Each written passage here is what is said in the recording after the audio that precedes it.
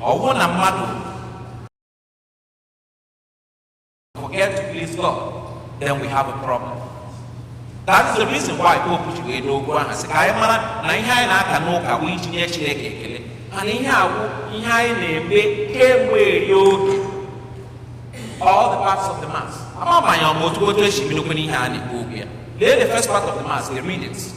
The second part of the mass, the Eucharist. The readings goes all the way back to the ancient Jewish practice. Tupu ga abata na temple. Ihe na ọ na-eji mee gịnị sa ụkwụ gị esi ihu gị saa aka gị. Okay? Bible mass ele ihe anyị na-ebu ụzọ eme. Iji kwado onwe anyị nke ọma maka ọfụma maka eme nke Eucharistic ka anyị mee gịnị nyochaa akọ na uche anyị yọọ Chineke maka mgbaghara njọ. Anyị ekwu onye nwe anyị mee ebere, Kristi mere anyị ebere, onye nwe anyị mere anyị ebere. To purify ourselves. That goes all the way back before Jesus' time. Then, let us pray. Can you get it? Then,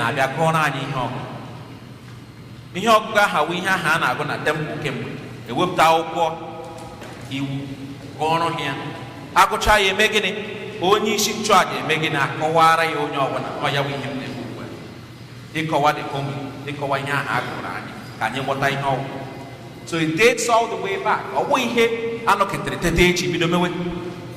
The second part of the mass, remember, emechaa ya eme gịnị abịa mechaa ya anyị arụọ ekpere nke ndị kwere nụ abịa onye ọbụla ayọ ayịyọ ewepụta ewu wepụta atụrụ ewere ekpere aha kpuchi onye isi ewu chụpụ ya ewu ahụ n'ime ọhịa.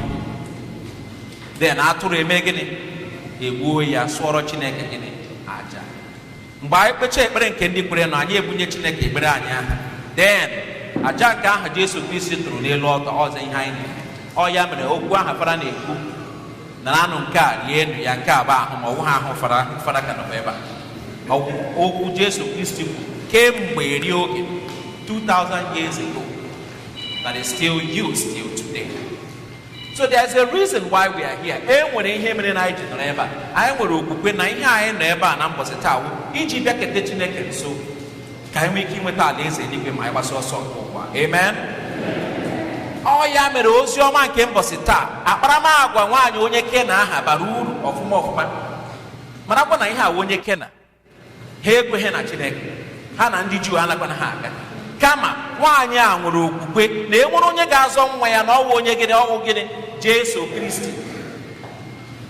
Ekwu elukwala ya asọ nwoke a bụ onye ga-agwọ nwa ya nwaanyị ahụ. Ndị be ha ekwekweghị na Chineke kama o kwere na onye nke a ihe ọhụrụ na onye a bụ onye ga-agwọ nwa ya. Ọ ya ma o ji so bagide Jesu ma elu ma ala ya soro ya nnọọ n'aka. Akparamagwa nwaanyị a gosiri anyị 3 characteristics of faith. Mpaghara atọ nọ n'okwukwe. Anọ ihe m chọrọ ka anyị gee ntị na mbọsị taa ghọta. Nke mbụ gịnị? Ekpere. Ịma anyị na-ekwu ekpere ya dị ka ọwụ mmiri a na-awụ n'aja. Ekwu okwu ekpere anyị eche ma anyị kpee 1 hour or 2 hours na anyị ekpee n'ọfụma. Gịnị bụ ekpere? Ekpere bụ nkarị nka nna nna anyị Chineke. Ọ bụ ya? Your conversation with God, in which you praise Him, worship Him, adore Him, thank Him for all He does in your life, and ask Him for your needs. On here,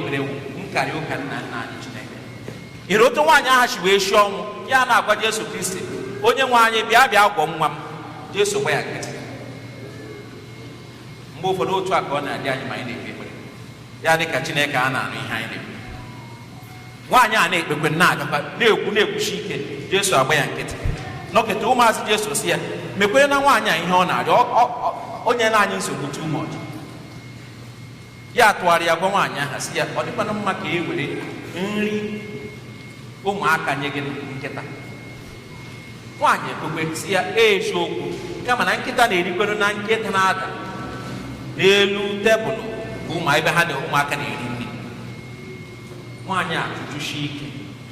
Ọ ihe ekpere nwụ ka anyị kpee na ụgwọ aha Chineke too ya, kelee ya, gọzie ya, yọọkwanụ ya ihe na-akpa anyị. That is what prayer is. Adoration, thanksgiving, worship, supplication. That is what prayer is. Ugboro ole ka anyị na-ekpe ekpere akpe ya ọfụma. Move around here, you go and where was a record. Then ask, oh, for him, and rosary in 7 minutes, or 5 decades. It is Yamaka. I won't go to Shijubi beginning, a Yahweh. I won't go live Ramas, and when we can have Ramas every day. But Abraham had a right to just show up instead of participate and worship well. And when I want to create room now, parish, he asked Father. So the Katadama say, lady, a lap I can holy water. Still, one more wood to share a more holy water, Haga. I give in your way, he gave little Wagana but two. But that is exactly when we talk about prayer. I would go quick, but can you not make a carioca? I am go for the what I can go in baby. Is ya what me? Figure we are able to she dear no. Poor man, but my to the ampunishment will wear your wish. Ya kuchahini na hasina kobara ha for the ya come on. Okay, we will try on. That is the purity of prayer. Conversation. Have that conversation with God. Yes, every forms of prayer that will help us pray. Get the idea we can use. But for the remember, we can get distracted. Prayer that is organized to help us pray. But remember what prayer is. Your conversation. I am in one yard, Sean was not of Jesus got to read prayer. Open your one Campbell. Remember, said Monica, go for over 17 years. Wadi Munia, now when we can walk over 17 years, over 17 hours or minutes or days. Years. Open to Yapin in for 17 years. Also, very okay, big up here. Chideka and Chideka no one. So when we talk about prayer, let us pray from the heart, not from the mouth or from the head. Go see you know be watching naked. Oh my hand I got through. Oh my hand I. Oh my hand now Padina have Igbo no.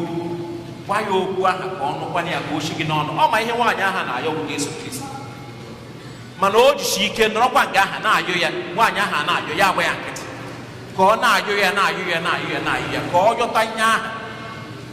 Ya won kembo ai choko gugba anye bawa na Chineke anye megini anye ekpe na ya gini ofuma ekpe maka na ịchọrọ ka ndị mmadụ kpọrọ gị aka ọ ka ịchọrọ ka eto obi ọ ka esi n'ikpe na nke o toro ogologo ashị gwa Chineke okwu ahụ oshigide okwu nke abụọ wụ ndidi anyị chọkwa okwu anyị bawanye na Chineke anyị ga-enwe gịnị ndidi anyị ga-enwe ndidi ebe anyị nọ tupu anyị na-enwe ebe ndị ọzọ mgbe ụfọdụ anyị enweghị ndidi na ndụ anyị nwere ike anyị agba mbọ sị aka m eme nnọọ ihe a ka m mee ya ọfụma ka m gbanwee ndụ mana eme anya adị ị ga-adị ọ mmadụ ka ewuhụ ihe a na-akpọ ewughị njem ọ mmadụ ka ị ga-adị mana ọwụwe ma ịda agwụ ihe bụ isi ọ bụrụ oli kwụrụ ọtọ mgbe ị dacha kụchi ike gị sị ngwa aga m na-agama. So it's not how many times we fall, but how many times we stand after we fall. And that is why patience is so important. Oya mere ndidi ji wee dị mma n'igbu onwe ya. Lee ndidi nwaanyị aha Jesu gbe ya nkịtị na-aga. Ya sị ya mere ya ebere Jesu gbe ya nkịtị na-aga. Ya na-esokwe ya. Sochie ya ike. Nwekwe ndidi o. Jesu gbe ya ihe mpera maka ụmụ Israel gafere agafe. Ọwụ maka ndị ọzọ. Ya sị ya ọma. But no need to onyinye ya ọ chọrọ ka ọ gọzie nwa ya. Ya agbakwa ya nkịtị na-aga. Ya sowekwe ya. Nwaanyị enwekwe ndidi o.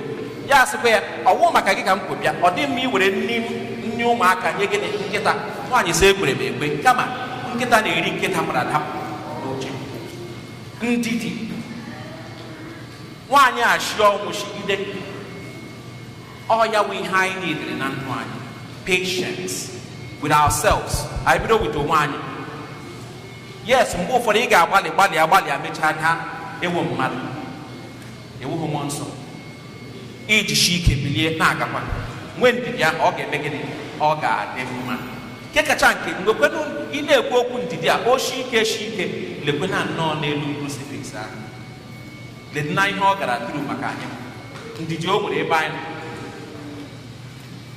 o nwere ndidi anyị niile taa ahụhụ maka anyị ma were kwe ndụ ya nye maka anyị na-akpọketekwa anyị ebe ọ nọ si anyị bịawakwa nwekwe ndidi ogboro ole anyị na-ajụ ya maka ntụ njọ anyị na-eme ya ajụkwa make sure na gịnị mere na anyị bịaketere So ọ dị mma ka anyị bido inwe ndidi ebe anyị nọ, maka ọ na nwaanyị ahụ, nwaanyị Kena ahụ enweghị ndidi, ọ gaghị enweta ihe ahụ ọ chọrọ n'aka Chineke. Ọ bụrụ na St. Monica enweghị ndidi, ọ ga-enweta ntọwata ebe nwa ya na di ya. So anyị chọọ ka okwukwe anyị mee gịnị, bawanye na Chineke, anyị ga-enwe ndidi ebe anyị nwa na onwe anyị nọ. Then nwezikwara ndidi ebe ndị ọzọ nọ. Ọ ya nke na-eshi ike inwe ndidi ebe ndị ọzọ nọ.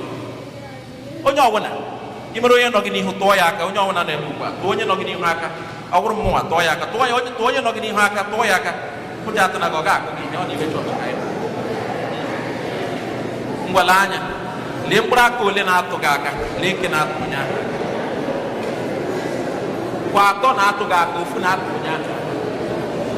Ma eme iso onye aha ka gị mee, ma lekwe nke tụgaga atọ tụgaga aka, ofu na-atụ onye aka. Ya bụ mgbe anyị sị na anyị enwe ike inwe ndidi, lee ndị ọzọ ị na-emegide ma ha nwee ndidi ebe ị nọ, ya bụrụzi ofu onye aha megidere gị ka ị ga-atụ aka ruru ya aka n'ọrụ. So ka anyị lekọta onwe anyị anya very well. Yes, we do offend people and others offend us.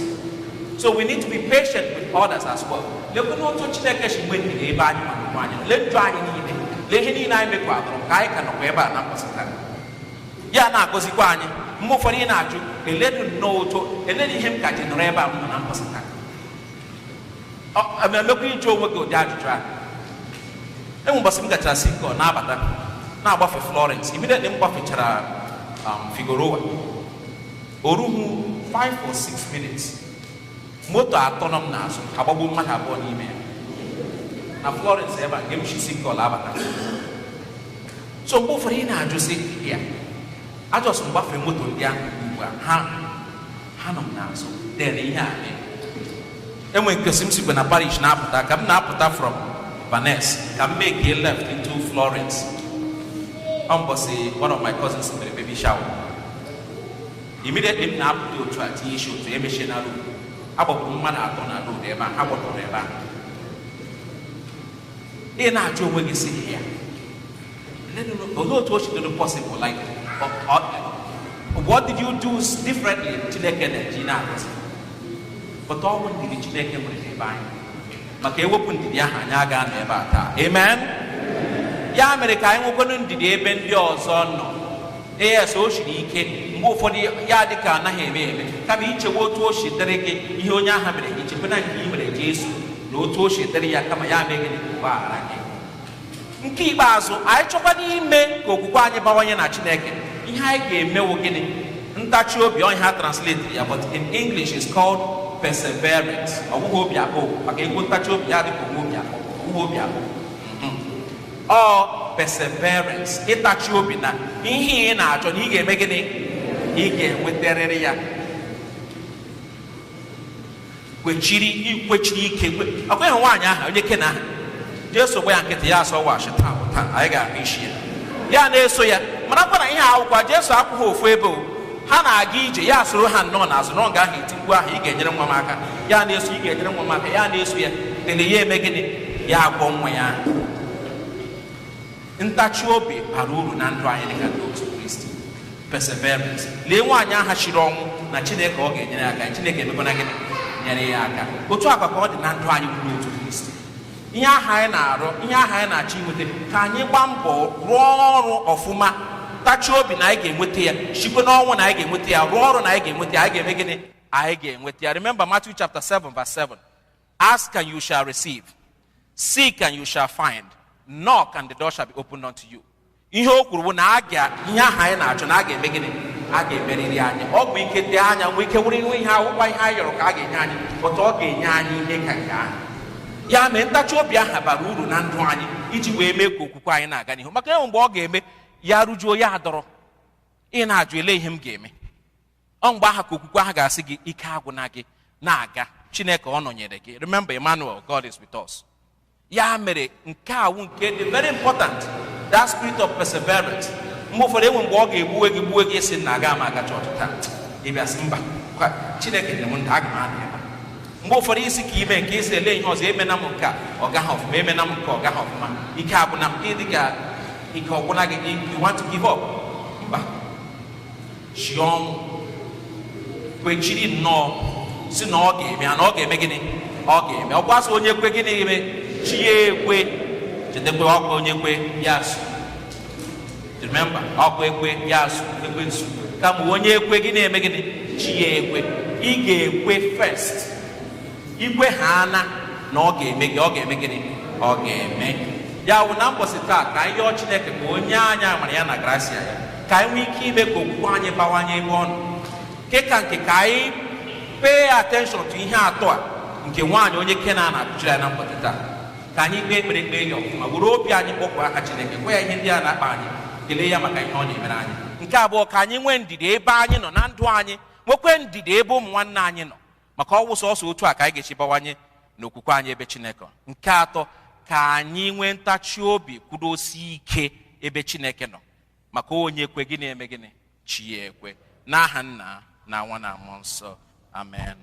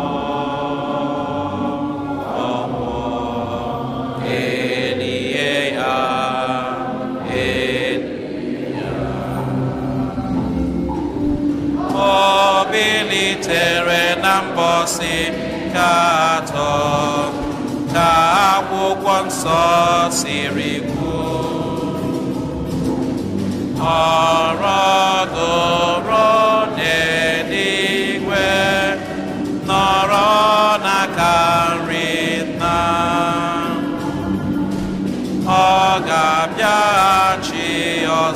n'ebube ya ikpe ndị dị ndụ na ndị nwụrụ anwụ ikpe.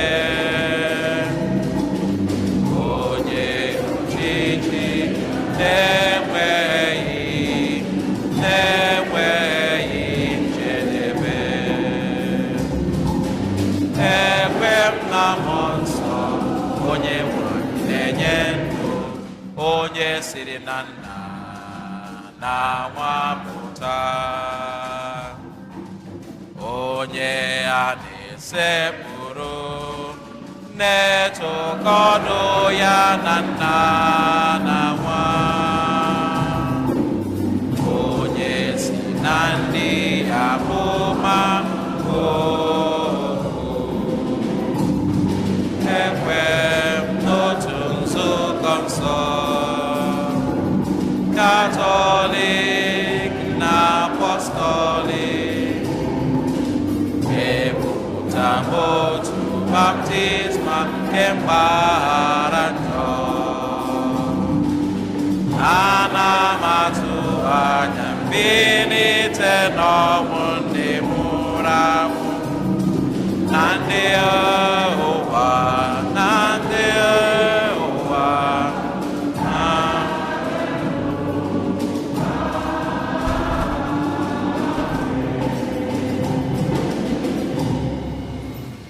Ụmụnne m, Chineke nna anyị jiri onyinye nke okwukwe emere anyị ọgụ, na-achọkwasị nzọpụta nke mmadụ niile. Ka anyị rịọ ya ugbu a ka o mee ka alaeze ya rute mmadụ niile.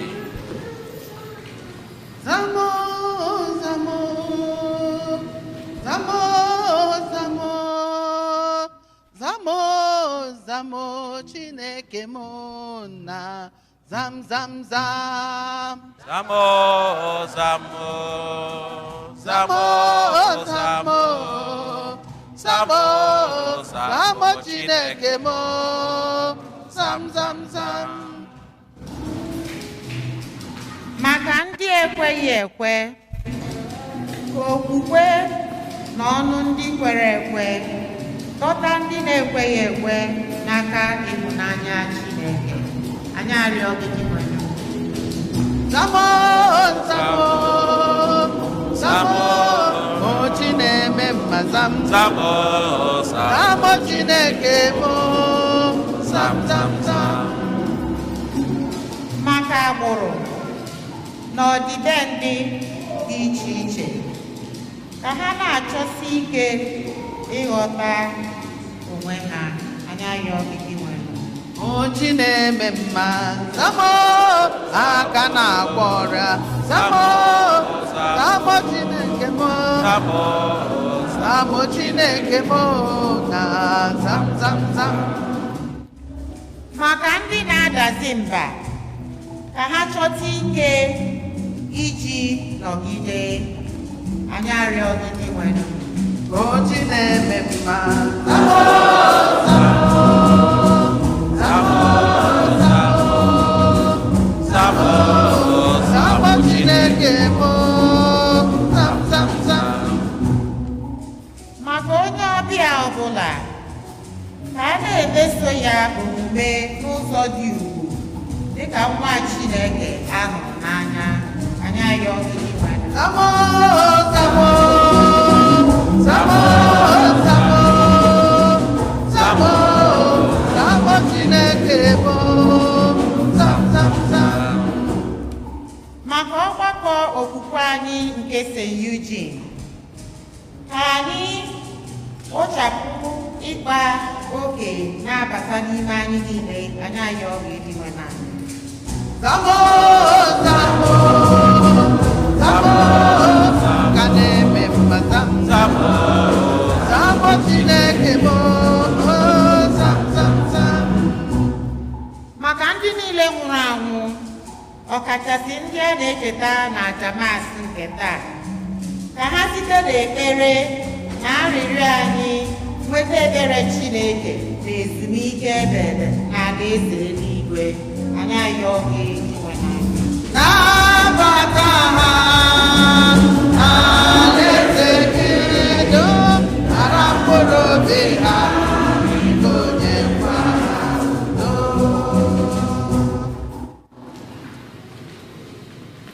Kanye bakunyezie pande kai buche dofu dofu.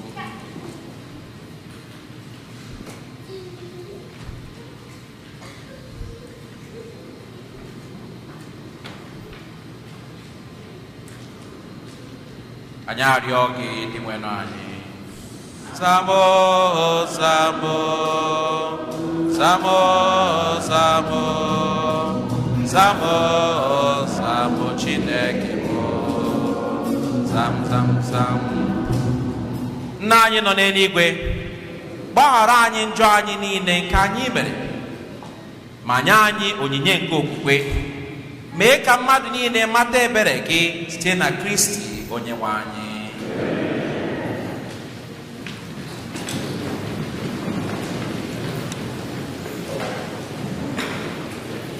39.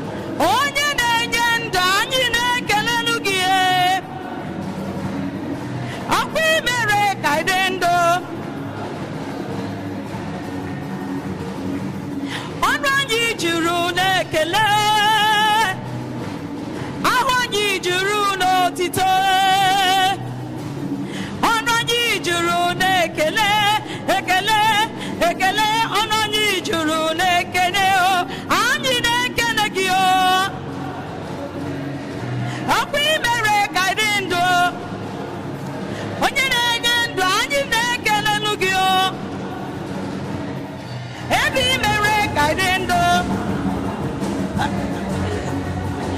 n'ụwa ọ dị mma ọ dị njọ ekwere ego ma aga m agbaba n'ime Chineke. Hymn number 8.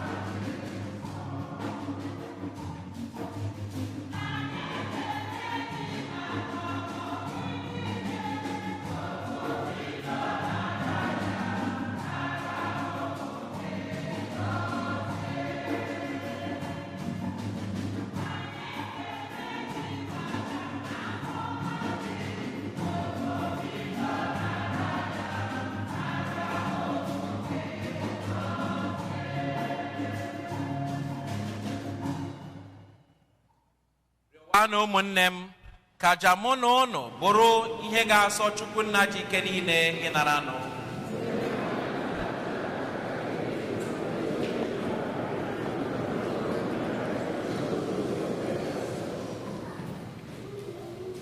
Onye nwe anyị, biko nara aja anyị na-ehunyere gị dịka onyinye anyị ji agbawota onyinye nke dị mma site n'ịhụnyere gị onyinye nke a ị nyere anyị. Mee ka anyị nata onyinye nke bụ gị onwe gị. Anyị arịọ gị ihe ndị a n'aha Jesu Kristi onye nwe anyị. Onye nwe anyị nọnyere ụnụ. Welite n'obi unu elu. Ka anyị nyenụ di nwenụ Chukwu anyị ekele. O kwesịrị ezie bụrụkwa ihe ziri ezi ọrụ dịrị anyị na nzọpụta anyị na anyị ga-enye gị ekele oge niile n'ebe niile dị nwenụ o nna dị nsọ site na nwa gị hụrụ n'anya bụ Jesu Kristi. Okwu gị si na ya mee ihe dum, onye zitere ka ọ bụọrọ anyị onye nzọpụta na onye mgbapụta. O were ahụ site na mmụọ nsọ amụọ ya na beji n'imechụpụta uche gị na ịgbatara gị ndị nke gị dị nsọ. Ọ gbasara aka ya n'ahụ ọnwụ iji dọbie ụdọ nke ọnwụ na igosipụta mbilite n'ọnwụ. N'ihi nke ya anyị na-eso ndị mmụọ ọma na ndị nsọ niile na-ekwupụta ebube gị were otu olu na-asị: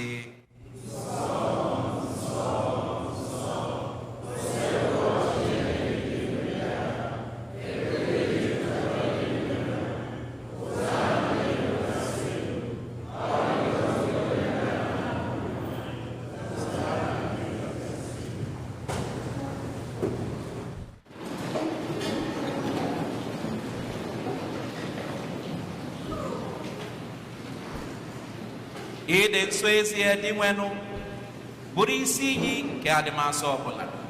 Ya mere anyị na-arịọ gị ka ido onyinye ndị a nsọ site n'ikukwasị amụọ gị ka ha were wọrọ anyị ahụ na ọbara nke onye nwe anyị Jesu Kristi.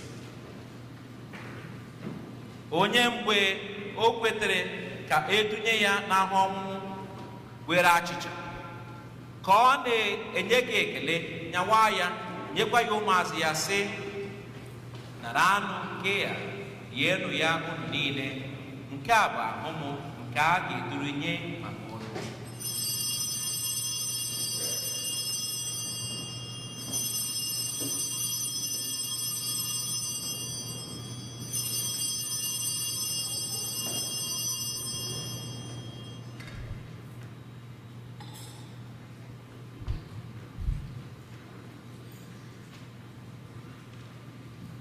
Otu ahụkwa ka o siri mee mgbe e richara nye anyasị, o buru iko nsọ ka ọ na-enyekwa gị ekele, bunye ya ụmụazụ ya sị, nara anụ nke ya ma ọnụ ya unu niile, nke a bụ iko nsọ nke ọbara m, nke ọgbụgba ndụ ọhụrụ dị ebighị ebi.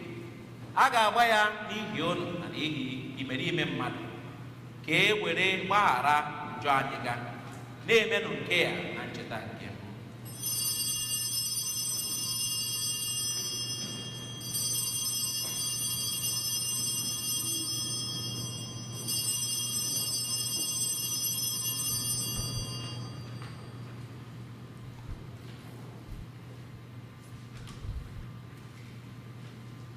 Ihe omimi nke okwukwe.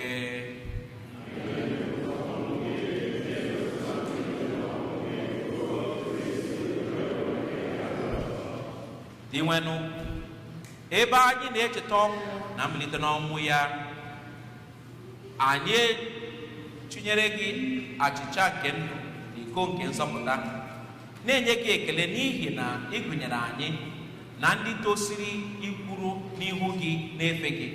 Anyị ji umeala arịọ ka anyị bụ ndị na-eketa oke na ahụ na ọbara Kristi, bụrụ ndị a ga-akpọbata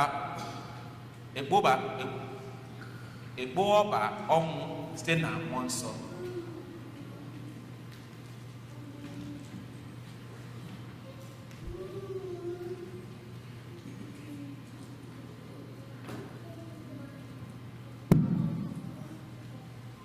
Dị nwenụ, cheta nzukọ gị gbasara n'ụwa niile, mee ka o zuo oke n'ịhụnanya ya na popu anyị bụ Leo na bishọp anyị bụ Gomez na ndị echiri echi niile. Chetakwazi ụmụnne anyị ndị ji nchekwube nke mbilite n'ọnwụ na-arahụ ụra, were ebere kpọbata ha na ndị ọzọ niile nwụrụ anwụ n'ihe nke ihu gị. Anyị arịọ ka i mere anyị niile ebere, ka anyị soro Virgin Maria dị ngọzi, nne nke Chukwu, nakwa Josef bụ di ya,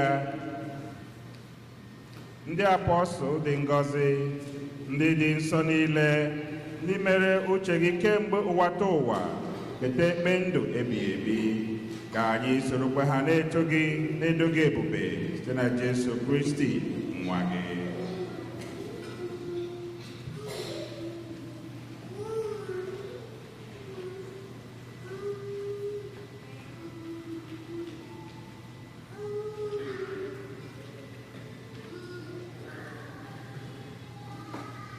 Site na ya bụ Kristi na isonye ya nakwa n'ime ya, ịdịkọ n'otu dị mmụọ nsọ, ka nsọpụrụ na uzo ike si adịrị gị, Chukwu nna anyị nke niile, site n'ụbọchị ụwa niile.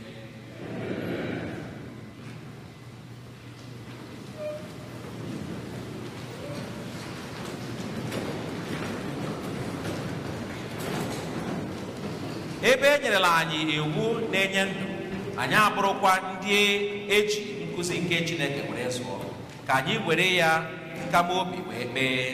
Nna anyị nọ n'eluigwe,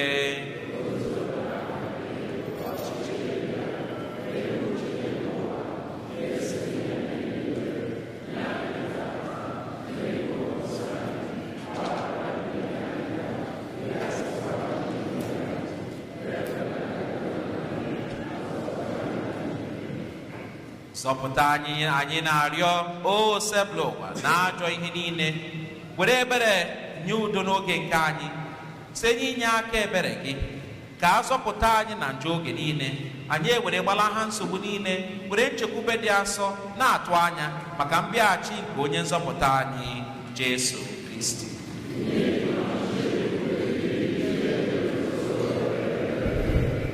Onye nwe anyị Jesu Kristi, ị gwara ndị apọstụl gị, udo ka m na-ahapụrụ unu, udo nke m ka m na-enye unu.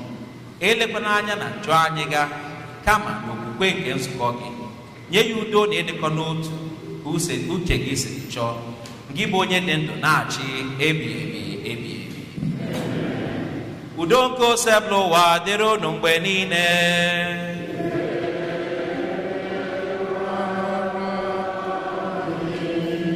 Anyị nyerịta n'onwe anyị ekene nke udo.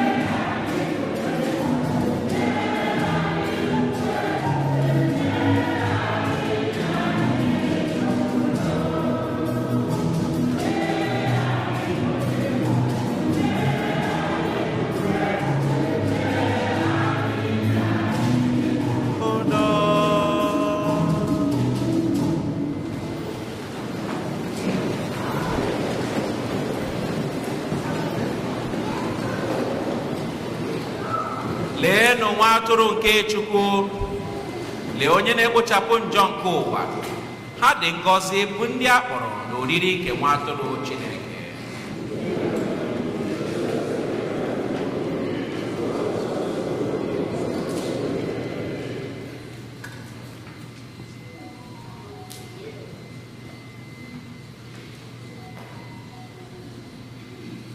Hymn number 55.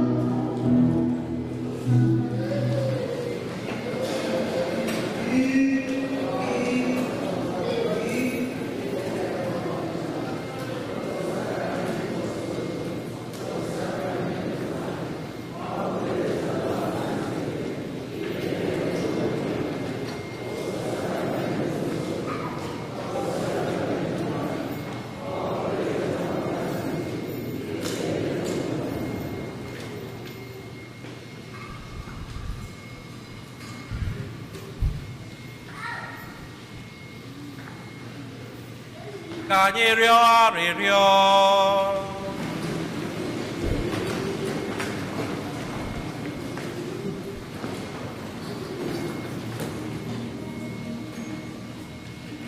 Onye nwe anyị, site n'ihe ọgbụgba ndụ nke a, imeela ka anyị keta oke n'ime Kristi. Anyị ji umeala arịọ obiọma gị ka ime ka anyị site n'iyi n'elu ụwa, ibi n'elu ụwa, bịa keta oke n'otito nke eluigwe, ebe ọ dị ndụ na-achị ebighị ebi ebighị ebi.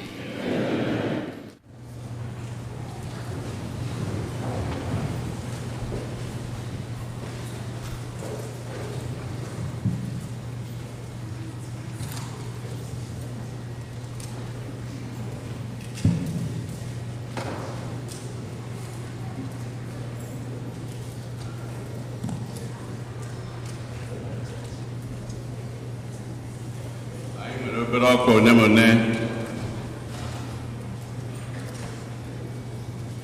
ụbọchị ụka na-abịanụ bụ Ọgọst 23rd, ụkọchukwu Wisdom Obiajunwa, ụbọchị anwa ka ọ na-eselebrate 19 years, adị 19 o ji wee bụrụ ụkọchukwu. Ọ bụ ụbọchị ụka na-abịanụ ka ọ ga-eme mmemme ka ụka kelee Chineke maka ya. Giovanni Odinna ụmụnne ya na-ekene anyị niile, ndị parishi anyị niile, ka anyị si gbarutere ha oge anụnwa mama ha rapụ, ọkachasị Fraịde izuụka gara aga, n'ụzọ abụ n'ụzọ na ha na-ekene unu wee na-ayọ Chineke ka ọ pụghachie unu mmaji n'ụzọ abụna, na-ayọkwa ekpere unu ka ha nwee ike iji unu mee mmemme maka ya nata n'udo.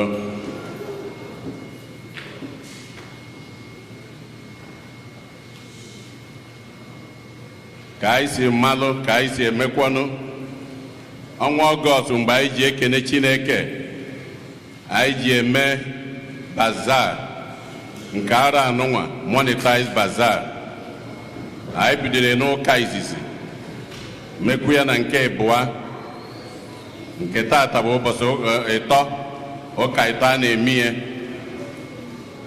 Ka anyị si wee eme ya ụbọchị ụka ọzọ last Sunday, ka anyị malụ na ọ bụrụ na anyị ejebeghị, ejeghị n'izizi, ijero na ịbụa, ijero na ịtọ tata, ị mara na ọ bụzi ụbọchị ụka ọzọ ka ọ fọdụ.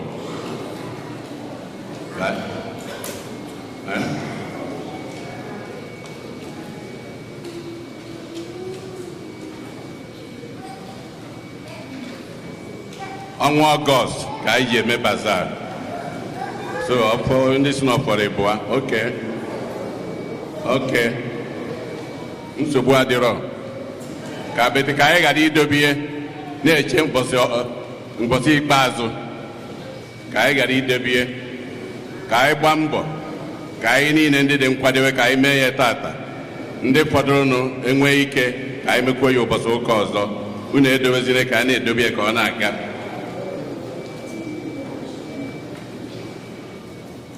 Mother Teresa ego si agbasa ụmụaka na ndị young adult, na ya nwere snacks for ụnụnwa. Ndị adult ịchọzie ịbanye na ndị young adult were jebe.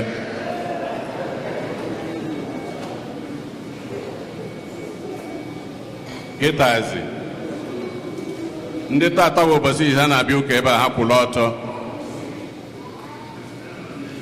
Ndị tata bụ ụbọchị izi ha na-abịa ụka ebe a ha kwụrụ ọtọ. If today is the first time you are worshiping with us here, please may you stand. We can see at the back. You are welcome to worship with us. We thank you very much. Anytime you are here, please come back to worship with us. Kita sana makpanitezi.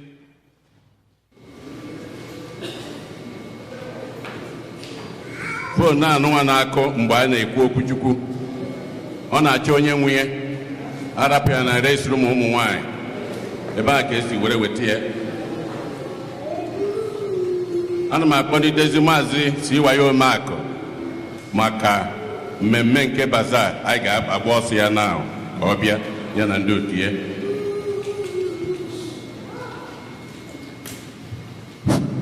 Otodiri Yesu. Otodiri Yesu. Biko, last Sunday, eji envelope for today I here, and then you wear the ushers. Kahania, you need the envelope. And this envelope, Orona, you let envelope on you, open your name, your address, and phone number. In addition to that, only belong to any of the group. All the groups here, he belongs to any of them. Either a group, also, only belong to any group. It's in a general basket. And all who pledge, they pledge in it, so that we redeem money before the end of the bazaar. So having said that, I'm my pop tandem in Hana Roro. Saife de Wabo no in town. Obo no haya. Saben Amadi. Dr. Gio Fuebu and Talking Tech. Thank you.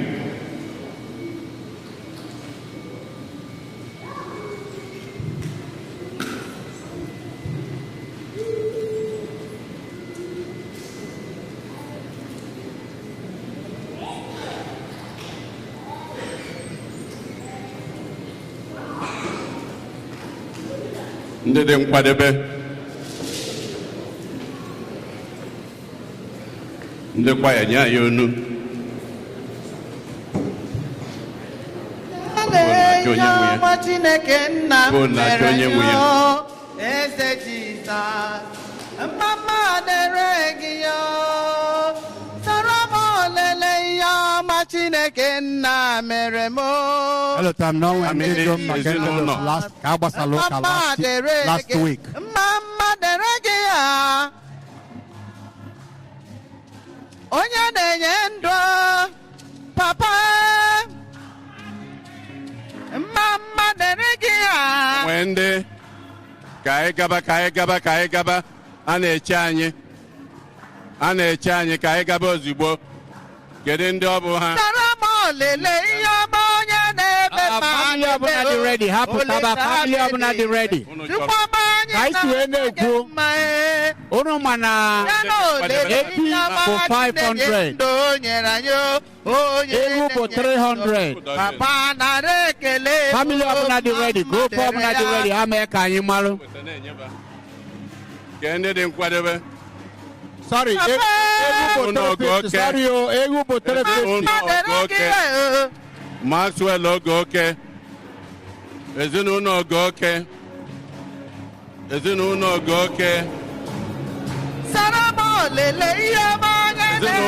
Celeste na Fidelia Njoko. Ọ bụ Fidelia na Celeste Njoko. Ogoke family, ya na nwunye ya na ndị ya na-abịa. Ogoke family. Ka anyị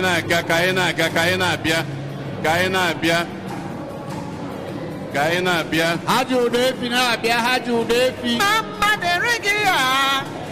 Ogoke family. Ezinụlọ Robert Nwoye. Ezinụlọ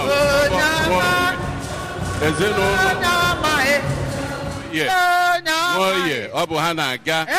Celeste Njoko family. Ezinụlọ Robert Nwoye. Kedu onye ọzọ? Eze Jizọs. Celeste Njoko family. Ha ji ụda efi. Ikunashusa Anakwenze na ezinụlọ ya. Ikuna Anakwenze na ezinụlọ ya. Ọ bụ ha na-aga. Ikunashusa Anakwenze na ezinụlọ ya. Ọ bụ ha na-aga. Celeste Njoko family. Nwanne otu onye bụ onye ma Robert Nwoye family.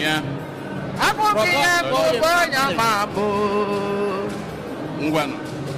Ezinụlọ Ọkọlue, ọ bụ ha na-eso Ọkọlue, ezinụlọ Ọkọlue, ezinụlọ Ọkọlue, ọ bụ ha na-aga.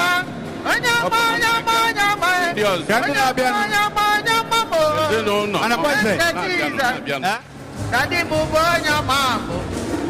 ya aje anakwenda na hadi udevi ezinụlọ aka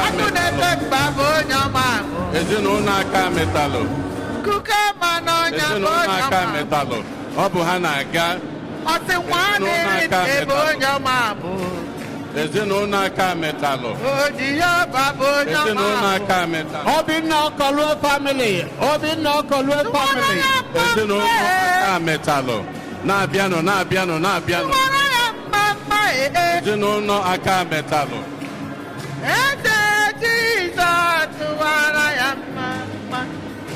Obi ezinụlọ aka sana ya ka metal family ezinụlọ aka o nwere ndị ọzọ o nwere onye ọzọ o nwere family ọzọ o nwere otu ọzọ e nwere onye ọzọ e nwere family ọzọ e nwere town e nwere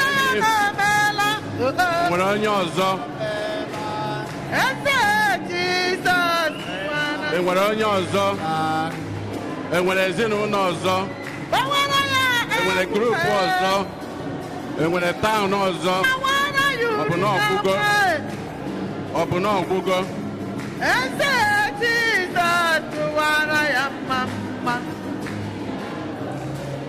o nwere onye ọzọ nwere onye ọzọ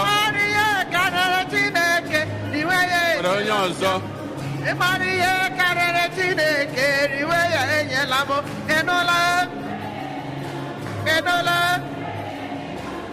onye mara ihe karịrị Chineke riwe ya enyela m ya ịmara ihe karịrị Chineke ri biko riwe nkwụ ga-enyela m ya riwe ụlọ ga-enyela m ya nọrọ nwaanyị ga-enyekwala m jide ego ga-enyela m ya ihe ọma karịrị Chineke gị jide enyela m ya ihe ọma karịrị Chineke enyela m ya enụla onye mara ihe karịrị Chineke jide ya enyela m ya ịmara ihe karịrị Chineke elu ụwa ọ dị mma dị njọ ekpere aga m agbaba n'ime ngwa ka anyị kọlụ n'onwe anyị aka ka anyị kọlụ n'onwe ma ndị kwaya ma ndị nyegolu onyinye nke ihe ubi lọtakwa n'izu ụka na-abịa abịa a ga-echigiri aka wee gọlị ya wee tụkwasịkwuo ya na on 31st ga-abụsịa agbacha ikuru nwa ebe a ka anyị anọ wee gbakọbazịa wee na-ewepụ onye chọọ envelope ọgbanwe ndị kwụsị m n'ilo last Sunday onye chọọ envelope ya mee ihe ọzọ ha dịkwa n'ilo bụ ndị chọrọ nọmba saikebuli ya akọwazi ndị chọrọ the parish ha ga-enye oyiye ọkwụ ya tinye perikwa na ndị nwe mmadụ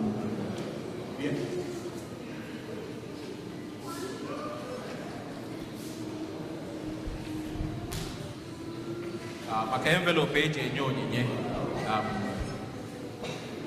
otu esi eme ya wụ a na-akwụ ụgwọ ya enwere company in charge of it so parish na-akwụ ụgwọ ha kwụ ụgwọ ma mailing ya ma the envelope itself email ya na be gị so mgbe ụfọdụ a couple of people sị m na ha enweta ya so anyị akwụọ n'ụgwọ ozi company aha and post office so ịjụọ company has the post office ịjụọ post office has a company so but ị ga-enweta ya ọ ya mere last time ekpopụtere m envelope a buru ibu mana bika enwe ndị chịkọrọ ya lawa na be ha ka ha nwee ike ị na-eji ya na-abịatara ha nweta envelope marakwa na enwere envelope abụọ n'ebe ahụ ofu bụ mass intention nke ọzọ bụ weekly collection ha abụọ dị iche enwere ndị were envelope mass intention nye ya weekly collection maybe because enwetaghị envelope nke weekly collection for It's understandable. For people who name is with a mass intention, then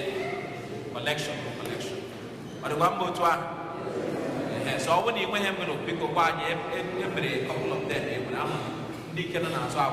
The line they mass and won't get for Mammy, we cannot decide. I wouldn't wait by next week. I get it. I'll put on you went to him below if you could make I manage. So I papa company, so Papa has the parish shining. He also the Chorokum have Padoma, Udiri Son Campo, confirmation, office, or Abasama, say, would ticket, or did to Ahmed. I am Madu, then I'm Pado Plaza. I went to a north. I would go Madu for confirmation. I will not be possible also when you have to join the parish in St. Anselm's Mayor because both parish are together. But always a by way large number. Then I may you try to share what first communion I gave me during Sunday. Oh my God, we came and we came and I saw mass. They can do also. Because of what because if not to reading so, I won't be without a human or whatever. Then name expect the father or dignity in your good in Sonaka. I won't make another Naka won't be any who go to her. Manapani Nata. Dake, or when you go can eat with I can't make it. Tinia and all of it. I won't go back.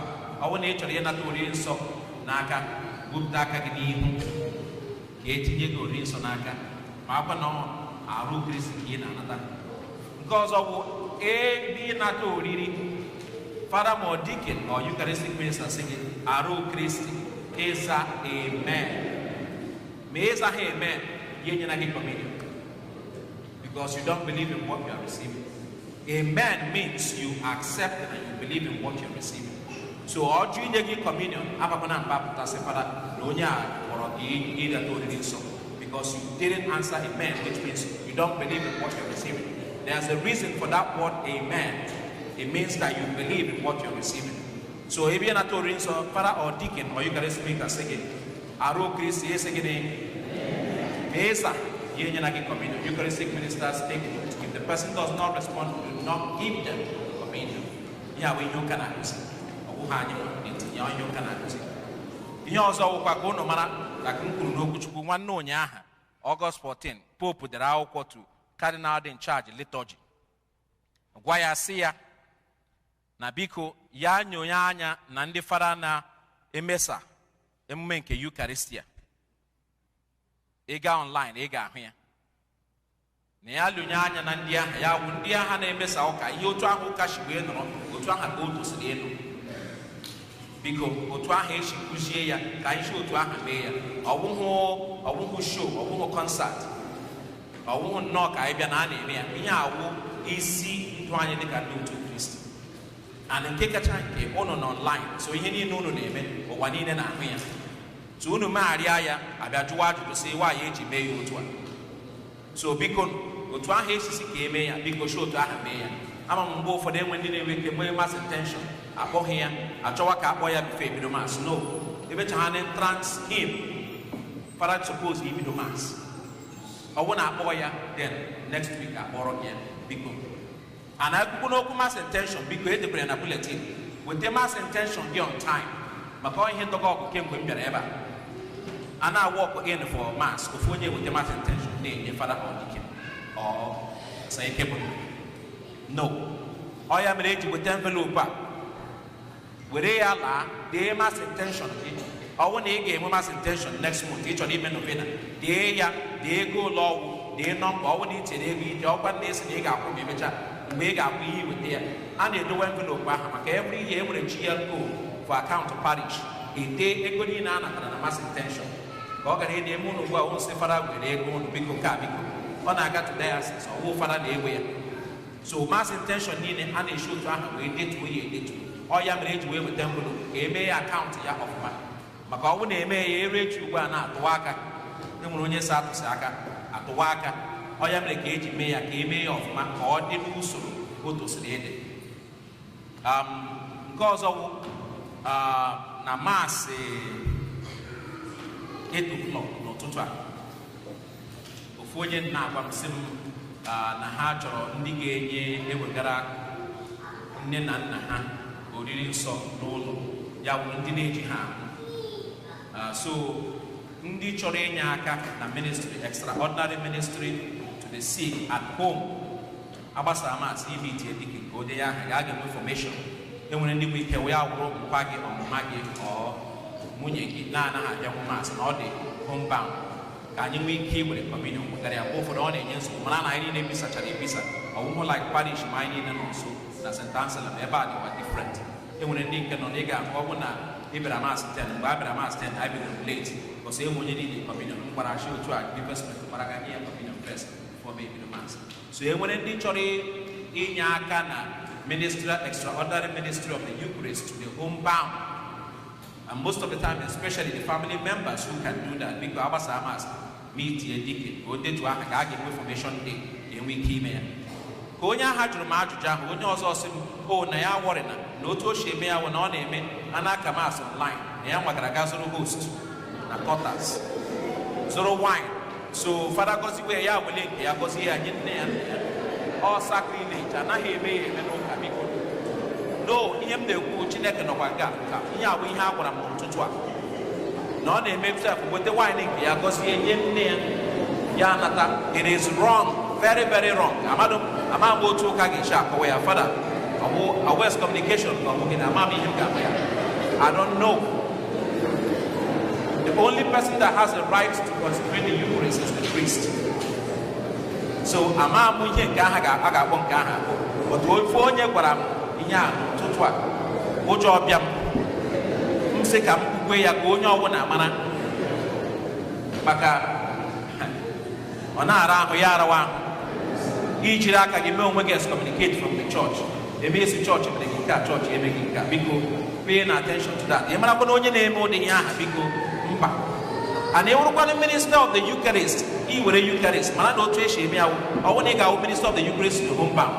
And I touch all in so we went to the pigs, it's near pigs.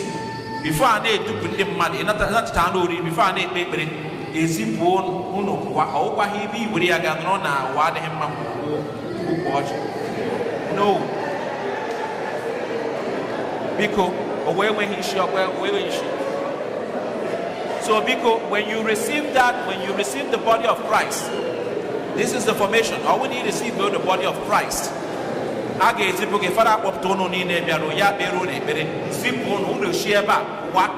when you got minister of the Eucharist, you got money, got back so God is easy to go because he got funders up.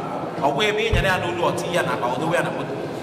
You don't keep Jesus like that. And only I will never when you are no way. So you do not do that either. Because India, you know, I am go for the Anyana, more than Anagana, but Chideke Merebere, Gunya, Kowarami has the way honey, you show to the Tamsika, do we are going on. So when you're Yaka as a minister of the extraordinary minister of the Eucharist, because Abasa, what they can get it to a information day, Gunya on so that he may Kenya Kamakaya, one of the ways, visiting the sea. Open one of the couple of works of mercy, and God continues to bless us for that ministry. Amen. Guiding in God. Onye wanyi no yerono. Na Chineke jikere negozi ono. Na Hanna, na Nwa, na Mmụọ Nsọ. Baba no misa gwụsigo.